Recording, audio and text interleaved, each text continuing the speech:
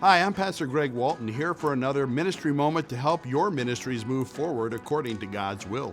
The church president said, "Pastor, we meet every second Tuesday of the month whether we need to or not."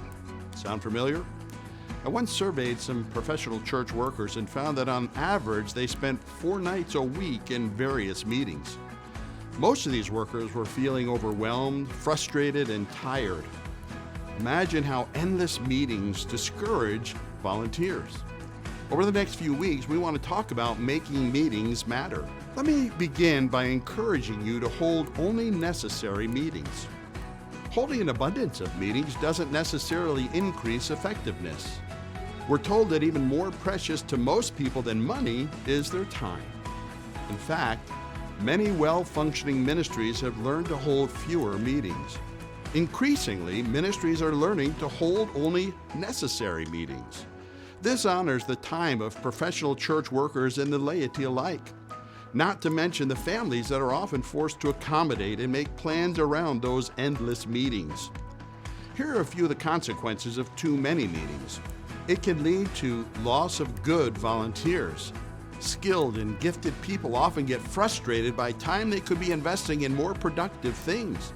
It creates resentment on the part of families. Not only is this an unhealthy work-life balance, but it can erode family dynamics. Children of church workers sometimes harbor resentment toward the church for the time it took their parent away from the family. It can lead to all talk but no action. Often meetings could be spent reviewing past meetings and talking about ministry needs rather than actually doing the ministry God has prepared. It can lead to a growing dissatisfaction among church members who can also become frustrated and stop trusting leadership because they don't see more results despite all the meetings.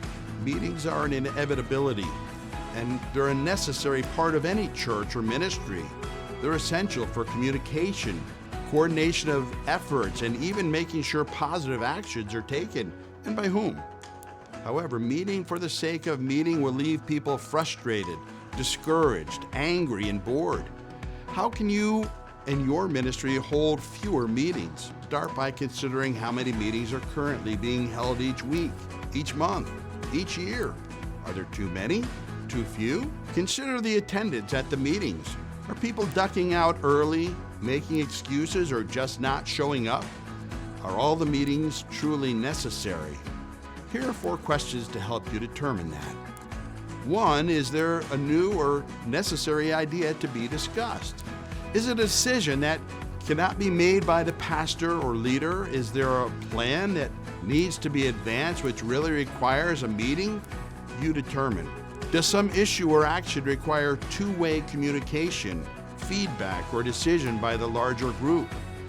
If the answer is no to all 4, cancel the meeting and find other ways to communicate the information. Most of us have access to great communication tools to share relevant information and get more immediate input.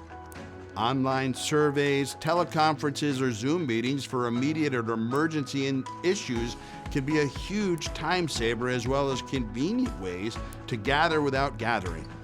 The more you do before you meet will only make the time you do meet more efficient and effective for all.